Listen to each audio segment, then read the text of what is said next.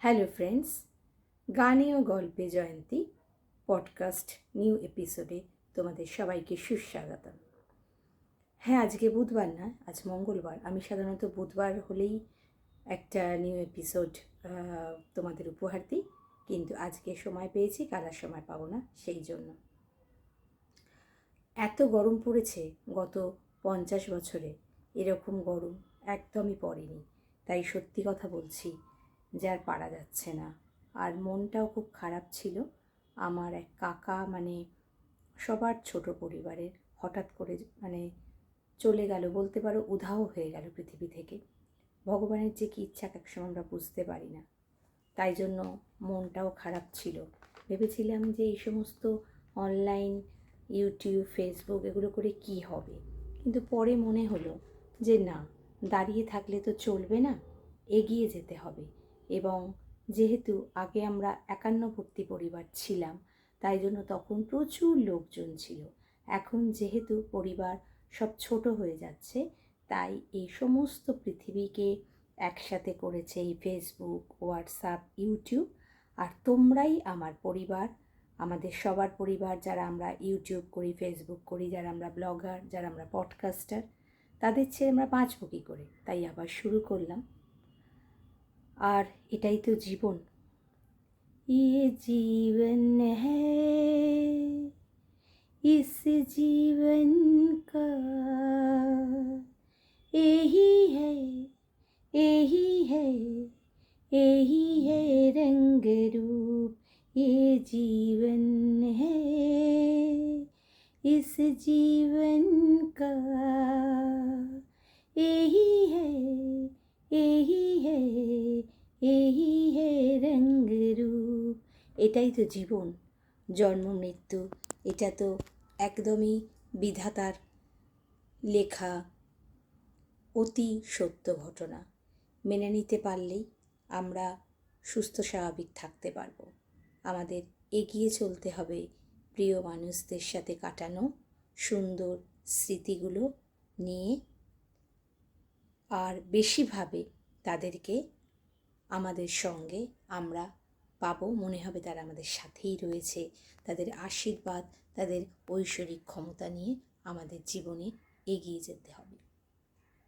তো বন্ধুরা, এত গরম পড়েছে, আজকে সন্ধেবেলায় হাঁটতে গেলাম ছাদে, নয় নিচে নয়তো ওপরে হাঁটতে যাই। তো আকাশে দেখলাম জল জল করে পূর্ণিমার চাঁদ জোছনায় ভরিয়ে দিয়েছে, কিন্তু একটা গাছের পাতাও নড়ছে না। তাই আমার গাইতে ইচ্ছে করলো, এত বড় আকাশটাকে ভরলে জোছনায়, ওগো চাঁদ এ রাতে আজ তোমায় বোঝা দায়। এত বড় আকাশটাকে ভরলে জোছনায়, ওগো চাঁদ এ রাতে আজ তোমায় বোঝা দেয়। সত্যি বোঝা দেয়। গাছের পাতা নড়ছে না, আমার মনে হলো যে প্রকৃতি দেবী সত্যি বিরূপ হয়েছে।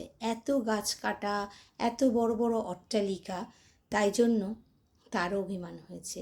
চলুন আমরা সবাই মিলে গাছ লাগাই, নাহলে কিন্তু দিনে দিনে এই উত্তাপ বাড়তেই থাকবে, আর আমাদের পক্ষে টিকে থাকা কিন্তু খুব মুশকিল হবে।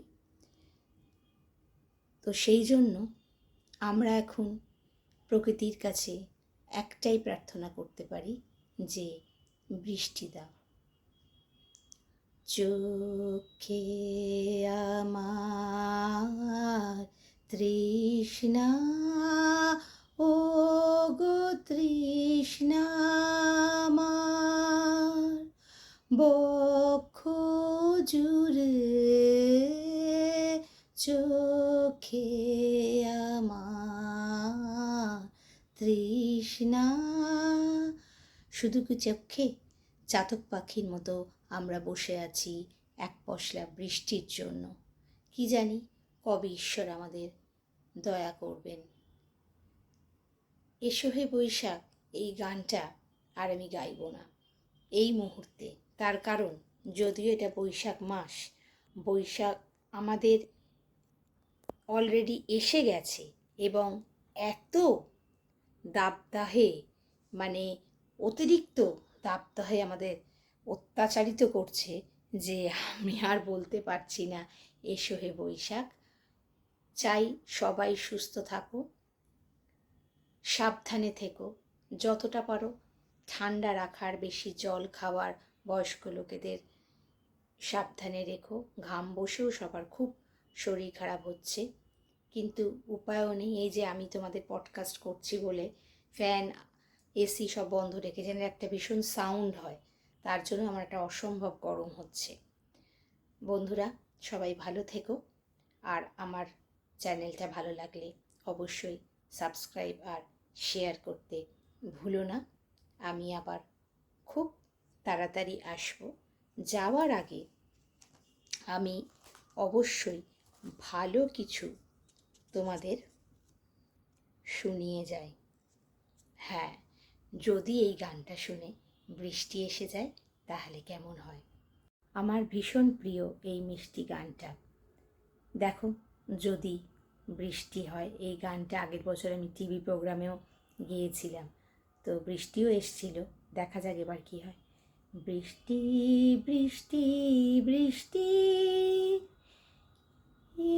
কোন অপরূপ সৃষ্টি, এত মিষ্টি মিষ্টি মিষ্টি, আমার হারিয়ে গেছে দৃষ্টি। সত্যি বৃষ্টি বড় মিষ্টি। সেই বৃষ্টির টাপুর টুপুর শব্দ কাছের জানলায় পড়বে, দু একটা শিলও টুপটাপ করে বারান্দায় পড়বে, কি অপূর্ব লাগবে, আর চারিদিক শীতল হবে।